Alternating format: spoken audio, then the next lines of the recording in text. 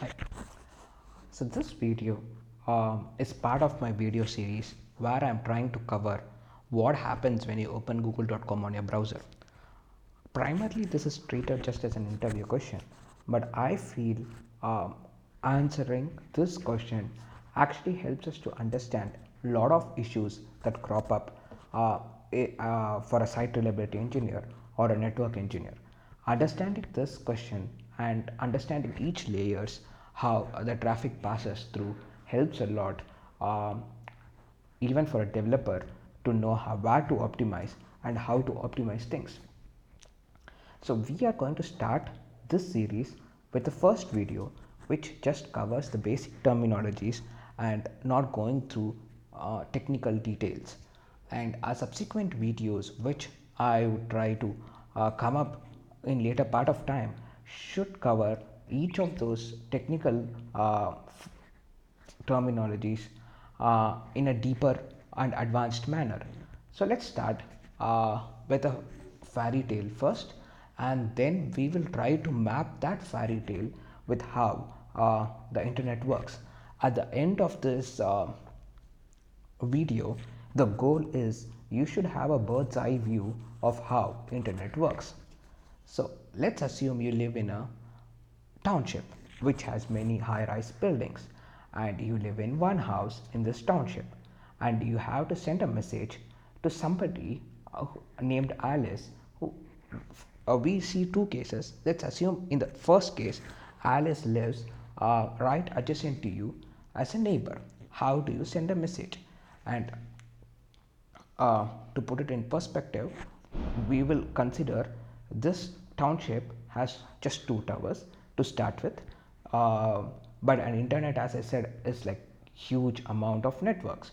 But let's assume we have just two towers to start with, and you stay at door number 129, and Alice stays at 127, and you have to send a message to Alice. And since this is like a fairy tale story, for some reason, instead of you going and delivering the message, you are using a pigeon to send the message. Now, what detail should the pigeon know to reach Alice's home? Very simple. Alice's home's number. It should be 127, which the pigeon should be aware of to reach Alice's home. Well, but it's not just Alice. There are two more people, Bob and Charlie, who are staying there. Now the package has to reach just to Alice. It doesn't make sense to send the message to Bob or Charlie and then redirecting it to Alice. So your pigeon's job is to hand over the message directly to Alice. So what else the pigeon has to know? The pigeon has to know Alice door number, which is 127, and also the name of the person to whom the pigeon has to deliver, which is Alice in this case. Now going forward, let's take another example. We assumed we live in a township which has just two towers. Now let's assume Alice is not living on a same tower and not on a same floor. Alice is living in some other tower. Now with these two information, the pigeon doesn't know. If you just say the door number and the name of the person, the pigeon doesn't know which building it has to go. So probably you need to say your pigeon some more information. A very better information could be you could say the tower number, so that the pigeon could go to that tower number, find the house with that house number in that tower, and then find the person with that name inside the house, and then hand over the message. So the tower number helps the pigeon to decide its route. It might take a left. If it's not in the same tower, the pigeon has to take a left. Since it's a fairy tale, assume the pigeon is not flying down. It has to come to the lobby, figure out the shortest way to reach to the tower that you have mentioned, and then go to the tower, take the lift again, go to the house exactly where it has to deliver the package to the name of the person to whom it has to deliver. So the pigeon needs to know tower number, flat number, and the person name to whom it has to deliver the package.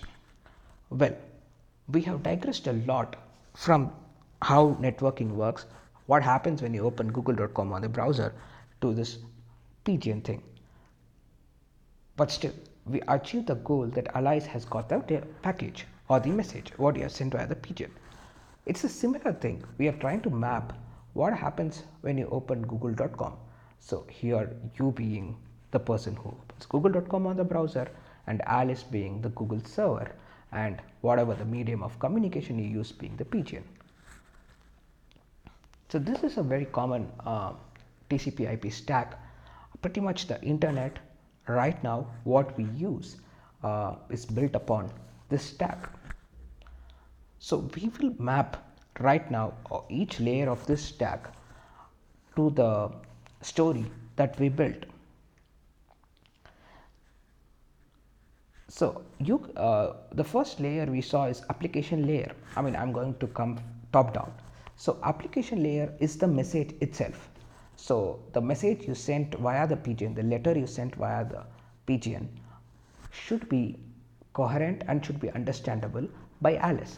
If you write it in a language which Alice doesn't understand, the very much purpose of spending energy in delivering this message is lost.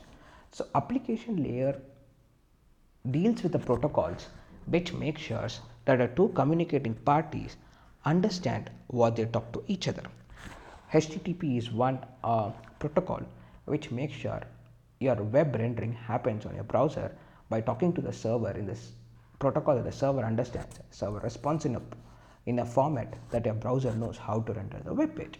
The multiple such application layer protocol, if either of the party doesn't understand, it's going to result in an error or it's going to be a gibberish. This application layer protocol is something which anybody can define one on top of an TCP or a UDP socket. So that TCP or a UDP socket is something that we haven't covered. It's a new terminology that's thrown. So let's step back a bit and understand that the letter that the pigeon carried is the application protocol, and then we will come down to the transport layer. So what is a transport layer? So transport layer is where your packet reaches. Transport layer is responsible to make sure that the packet reaches to Alice and not to Bob and Charlie. In a computer world, you could assume this, that there could be multiple processes running on a computer, and each of these processes will listen on different port numbers if they have to communicate via internet. So when they listen on port numbers, what does port number, why do they have to listen on different port numbers? The port number is like the name for the process, so that the message that comes to port number 80 is read by the process which understands that protocol. 80 is generally HTTP protocol. So the packet which comes to 80 is read by a application layer on the top which understands HTTP protocol. Similarly, if there could be another service running which could be a mail service, a package that comes to that port number is read by the mail service. So this is called as multiplexing and demultiplexing as per the book definition. What does multiplexing and demultiplexing mean here is the pigeon carries message till the home, but the pigeon can deliver messages to individual person and then fly back using the port number. So the messages come together and then get demultiplexed. Similarly, they leave the house multiplexed, and they could again at the place of at the destination they get demultiplexed based on the client's port numbers. The third layer we saw is the network layer. The network layer is similar to how the pigeon found the route of the tower it has to take. Say for example, it had to go to tower 2, it decided which is the shortest path from the tower 1 where you stay to reach to tower 2. So this information is populated in something called as routing tables, which is across all devices, and these routing tables decide a route based on the IP address. So IP address is similar to tower number, simplistically put, and IP address helps you to route your packets in the shortest path between source and destination. Then we saw network interface layer in the diagram. What is a network interface layer?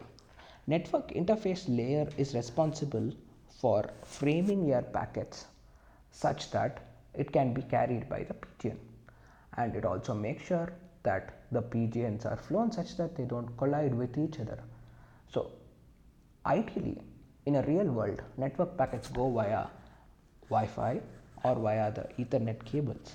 So there should not be two devices sending packages that causes collision in an Ethernet cable, or there should not be two devices sending packages in the Wi-Fi which has collision in the which has collisions in the, where the waves collide. So this is all taken care by your network interface layer.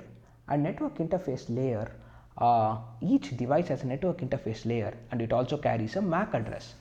The MAC address is similar to your house number, and the say we have a definition. So far we missed that definition in the network layer. There is something we have to define what a network is.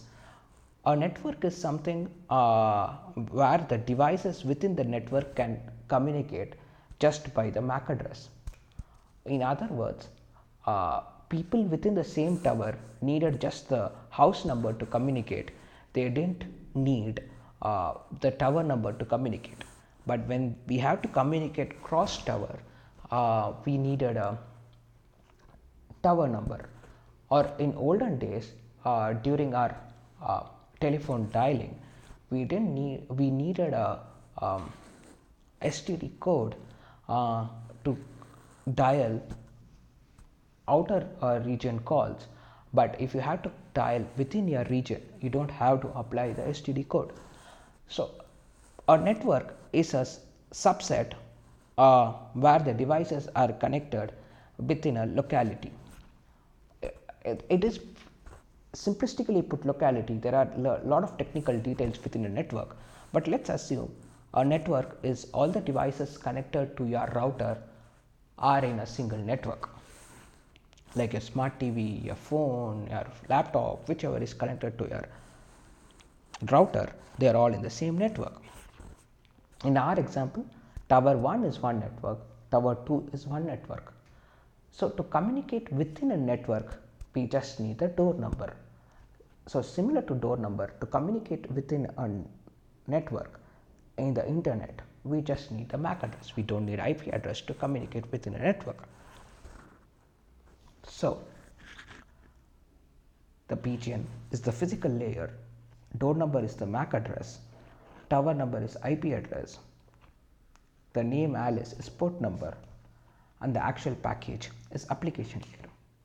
So I think we have a bit of idea about the functionality of each of this layer and some of the addressing used by this layer.